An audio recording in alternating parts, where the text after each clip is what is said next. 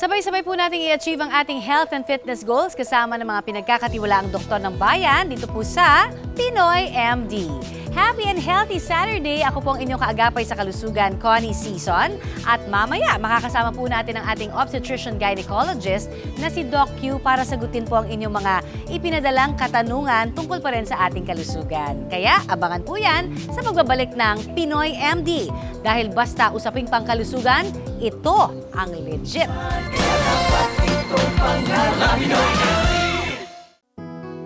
Matapos ang 7 na buwang paghihintay, wala na raw tatamis pa para sa isang ina ang marinig ang unang iyak ng anak.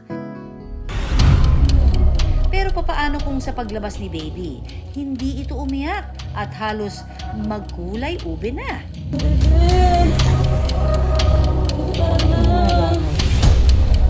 Ano ang peligrong dulot nito? Alamin mamaya. Kapuso, mahuhulaan ba ninyo ang sagot sa bugtong na ito? Hugis puso, kulay ginto. Anong sarap kung kagatin? Malinamnam kung kainin. Sirit na ba kayo? O eto ha, magbigay pugay sa pambansang prutas ng Pilipinas. Dahil for today's video, ang prutas na ito ang magpapasikat.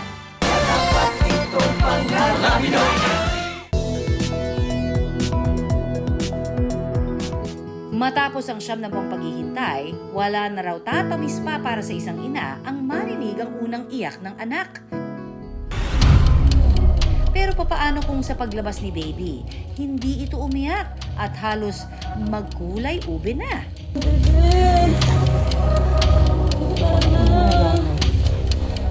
Ano ang peligrong dulot nito? Alamin mamaya. Samantala, narito muna ang ating obstetrician gynecologist na si Dr. Q para sagutin po ang ilang mga usaping pangkalusugan na ipinadala ninyo sa ating Facebook page. Good morning, Doc Q! Magandang umaga, Connie, at magandang umaga sa mga kapuso nating nakatutok ngayong umaga, sa mga kasimanwa ko sa Antique, mayad nga aga kaninyong atanan. First question, Doc. Tanong ni PM, normal daw ba sa isang buntis na ihi ng ihi? Ang ihi ng ihi o tinatawag nating balisawsaw, no, ay normal ito sa isang babaeng buntis. Kaya lang bago natin masabing normal yan, ay kailangan muna nating siguraduhin na walang urinary tract infection ang isang babae. Kasi yung balisawsaw ay isa yan sa mga common symptoms ng urinary tract infection. Kung negative naman ang urinalysis ng isang babae, ay ito dahil siguro sa mechanical compression ng lumalaking mattress doon sa bladder. Kasi yung bladder kasi o yung pantog ay napapatungan kasi yan ng mattress. So habang lumalaki yung mattress ng isang babae, ay nagkakaroon ng compression doon sa pantog. No? Kaya pag umiihi isang babae, feeling niya hindi pa nauubos yung ihi. Normal yan sa isang babaeng buntis. Kapuso, mahuhulaan ba ninyo ang sagot sa bugtong na ito? Hugis puso, kulay ginto. Anong sarap kung kagatin? Malinamnam kung kainin. Sirit na ba kayo? O eto ha, magbigay pugay sa pambansang prutas ng Pilipinas. Dahil for today's video, ang prutas na ito ang magpapasikat. Ang puno kasing ito, kahit saang dako, paborito ng mga Pilipino. Kaya naman mangga, itaas ang iyong bandera. Lagi nga raw inaabangan ng 55 taong gulang na si Angie ang summer season para mag-harvest ng mangga. Noon pa lang, bata pa ako, nahilig na po kami sa mangga. Hindi lang po ako, buong pamilya. Ang mga mangga, hindi lang daw inihahain sa mesa. Panlaban din daw ito ni Angie sa iba't ibang klase ng sakit. Po, hindi lang po yung bunga ng mangga ang mapakinabangan po natin, pati po yung mga dahon na kaya po siyang mapakinabangan. Sa katunayan, ang pinaglagaan daw ng murang dahon nito ang nagpapagaling sa kanya tuwing siya ay inuubo. Yung mangga kasi, mula nung inubo ako ng inubo, hindi kasi ako mahilig uminom ng mga antibiotic or gamot kaagad. Ginagawan ko muna ng remedy itong pinakamurang dahon ng mangga. Nilalagak po siya within 10 minutes. Then minsan nilalagyan ko ng lemon or calamansi or honey. And then yun lang po ang pinaka-water ko. Okay lang naman po yun. However, kailangan kasi yung mangifrain kasi ma-extract lang yun.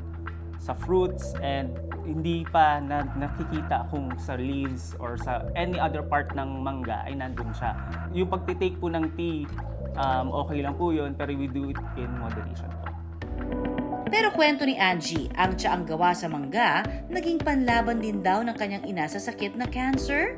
Pumanaw man ang ina noong 1982, nagsilbing inspirasyon daw ito kay Angie na kumain din ng masustansya gaya ng mangga. Dahil yung mother ko, cancer siya, may kansero siya noon at wala na siya ngayon. So ngayon, ako naman ay nag-iingat din po sa aking kalusugan. Bilang ang sangkap ko pong kinakain is puro mangga at dahon ng mangga. At ang kanyang paborito, gawing tsaa ang mangga. Pakiramdam ko talaga sa sarili ko, parang kahit hindi ako nagagamot, para bang masarap yung pakiramdam, magaan. Trivia time! Alam niyo ba na ang mangga na native sa South Asia ay ang most widely cultivated fruit in the tropics? Noong 300 o 400 AD, dinala ang mango seeds mula Asia papunta ng Middle East, East Africa, hanggang sa makarating na ito sa South America. At ngayon ay kinikilala ng King of Fruits dahil sa kasikatan sa buong mundo. Pero ang tanong, ano nga bang dala nitong benepisyo? Yung mangga po, it is rich in fiber. So, yung fiber po nakakatulong po yun sa digestion. Yung pagkain ng mangga nakakatulong po yun sa ating pagbawas. Bukod sa fiber, siksik din ito sa magnesium at potassium na mainam sa pagkontrol ng blood pressure. Another benefit ng mangga, it helps control your blood pressure. So, ano po yung nakakapagtulong sa pagpapababa ng blood pressure? Yun po yung magnesium and potassium. Ano pong effect ng magnesium and potassium sa katawan? Nagva-vasodilate po. So pag high blood po kasi tayo, nagko-constrict po yung ating mga blood vessels, kaya mataas yung pressure natin. At syempre pa, pinalalakas din ito ang ating resistensya dahil siksik ito sa vitamin C. So yung vitamin C is for our immune system. And at the same time, pampaganda rin ng kutis kasi nga precursor siya sa collagen. Pero ang tanong, nakatutulong nga ba itong panlaban sa sakit na cancer? Doc, totoo ba? Meron din siyang anti-cancer component, yung mangiferin. So yung mangiferin po kasi, actually marami siyang components, or marami siyang binibigay na benefits. Antioxidant, anti-cancer, anti-inflammatory. Pero sa pagkonsumo ng favorite nating mangga, may paalala ang eksperto. Napaka-importante po na magkaroon po tayo ng healthy diet. We could incorporate mangoes, fruits, and other fruits. So, but we always do it in moderation. And of course, pag may iniinda na po tayo, magpakonsulta po sa pinakamalapit na health center or sa inyong pinakamalapit na doktor po. Ang powers ng mangga, hindi pa huhuli sa rampa.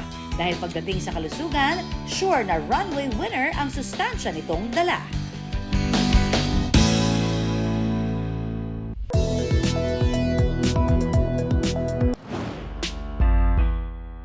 Ang mami na si Joyce, matagal na raw pangarap na masundan ang kanilang anak. 12 taon na kasi nang huli siyang magbuntis sa kanyang panganay. Tinigil ko na lang po yung pills ko, mami, at wala rin po kaming control na dalawa. Tapos kung mabubuo o hindi, parang gano'n na lang po yung plano, ma'am.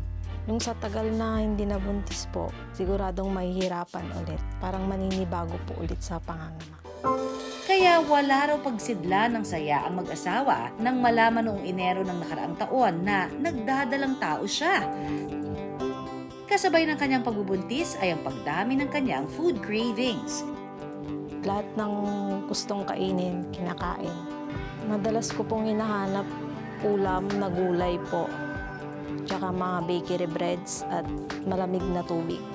Minsan po 3 takal, 2.5 na takal na kanin, ganun po. Kaya naman, halos lumobo rin ang kanyang timbang. Nung hindi po ako buntis, 49 kilos po. Tapos nung buntis na po, naging 63 to 64. Yun na po yung pinakalas na bigat ko. Kaya pinayuhan siyang mag-dieta ng kanyang doktor. Pinayuhan ako, ma'am, nung isang buwan na lang, kabuwanan ko na. Kaya nahirapan po mag-diet. Makalipas ang 9 na buwan, dumating ang araw na pinakahihintay nilang mag-asawa. Pero ang problema, si Mami Joyce, inabot ng 3 oras sa pagle-labor. Sa laki ng baby, ma'am, masyado po siyang malaki na lumabas. Nahirapan po akong umirik. Nasakon na po siya, ma'am. Palabas na po siya. Bitin na bitin po yung pag-irik ko, kaya natagalan po yung paglabas ng ulo.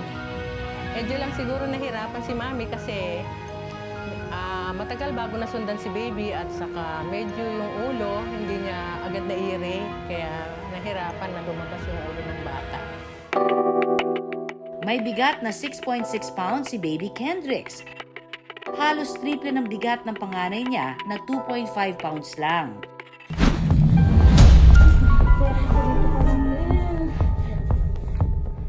Pero ang mas ikinabahala niya nang hindi niya marinig umiyak ang kanyang anak.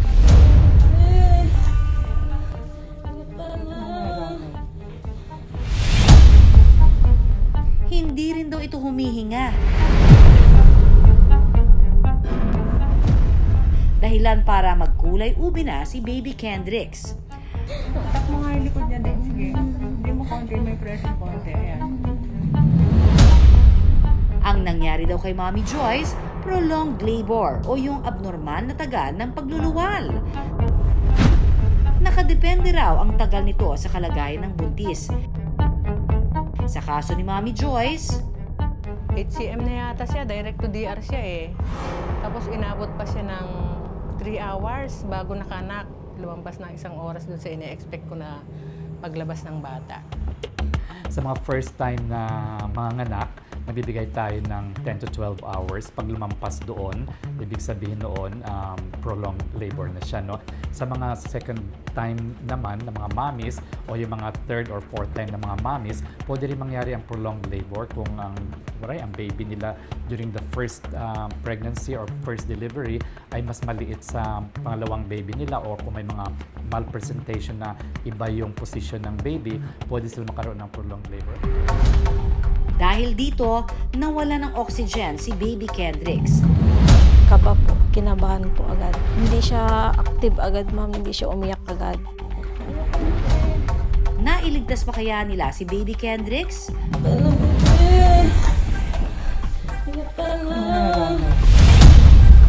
Abangan yan mamaya.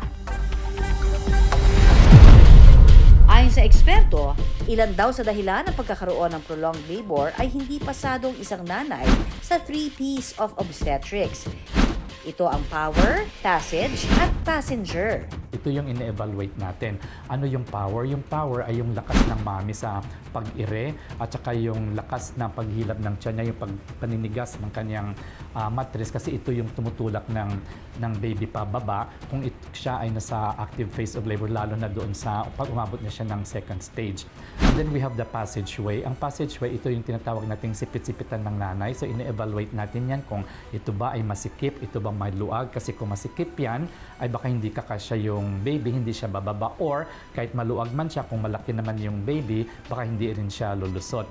And then yung ating passenger ay yung baby syempre. No? So yung progress ng labor, magdidepende din yon sa size ng baby. Kahit normal pa yung power, normal din ang passageway. Kung ang baby ay masyadong malaki para doon sa passageway, ay hindi rin siya lulusot. Nakakaroon ng prolonged labor or eventually failure of labor. Kapag hindi raw maganda ang kalagayan ng power, passage at passenger, malaki raw ang posibilidad ng prolonged labor. Dahil dito, maaaring magkaroon ng fetal compromise si baby. Nangyayari ito kung kulang sa oxygen yung baby doon pa lang sa loob ng sinapupunan ni nanay, or during labor na jeopardize din ang oxygen supply ng baby. No?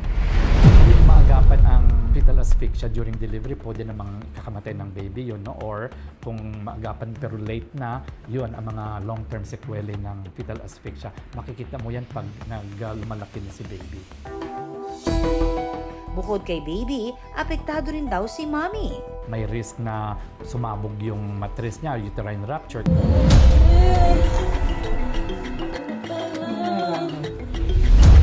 Samantala, dahil unti-unting nagkukulay ubi na si Baby Kendricks, sinubukang tapikin ng mga nurse at midwife ang likod ni baby. Ginamitan na rin ito ng suction sa ilong at bibig para matanggal ang mga fluid na posibleng nakabara dito. At matapos ang 1 minuto,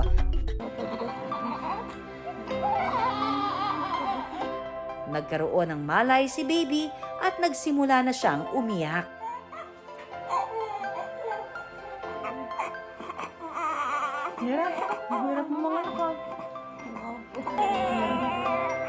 Gumaan po yung pakiramdam ko, nawala po lahat ng sakit. Hello, baby! Welcome to the world, baby! Ayon sa mga eksperto, senyales na healthy si baby kapag umiyak ito agad pagkaluwal. Pag umiyak ka agad yung baby, ibig sabihin okay yung baby mo. Kasi kung hindi siya iyak ka agad, baka nga kulang na siya sa oxygen, no? O hindi lang siya na-stimulate na maigi. May payo naman ang ating resident obstetrician gynecologist na si Doc Q para maiwasan ang prolonged labor. Una na riyan, bigyang pansin ang ating timbang para sa passenger sa 3Ps of obstetrics.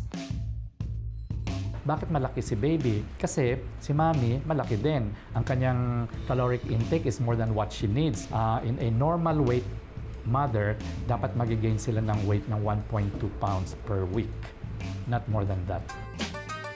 Nakatutulong din daw ang squats at yoga para naman lumakas ang power at passage ni mommy.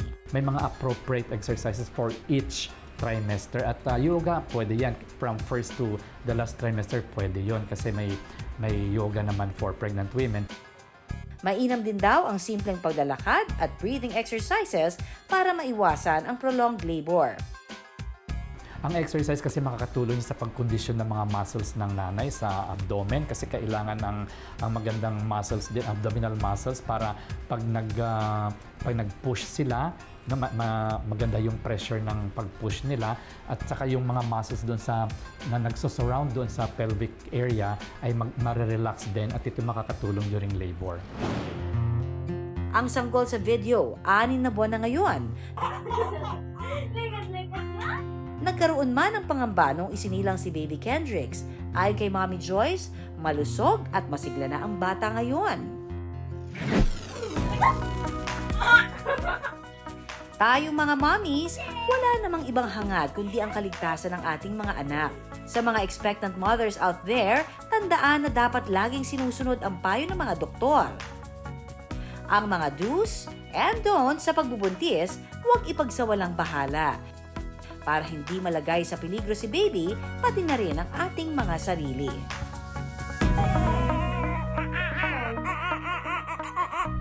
Samantala, naka-1 oras na naman tayo mga kapuso. Salamat po sa lahat ng tumutok sa amin and sana po ay na-inspire kayo maging fit and healthy. Hanggang sa susunod na Sabado mga kapuso, magkita-kita pa rin po tayong muli, 6 to 7 in the morning. Ako po ang inyong kaagapay sa kalusugan, Connie Season, nagpapaalala na isa lamang ho ang ating katawan, kaya dapat lamang natin itong pangalagaan. At ako naman ang inyong obstetrician gynecologist, si Dr. Q. Tandaan, unahin ang kalusugan. At syempre, tumutok lagi dito sa programa kung saan kayo at ang inyong kalusugan ang laging number 1. Dito pa rin sa nag-iisang tahanan ng mga doktor ng bayan, ito po ang Pinoy MD. Pinoy sa lahat ng ating katawan, kaya dapat ito pangalan. Pinoy MD.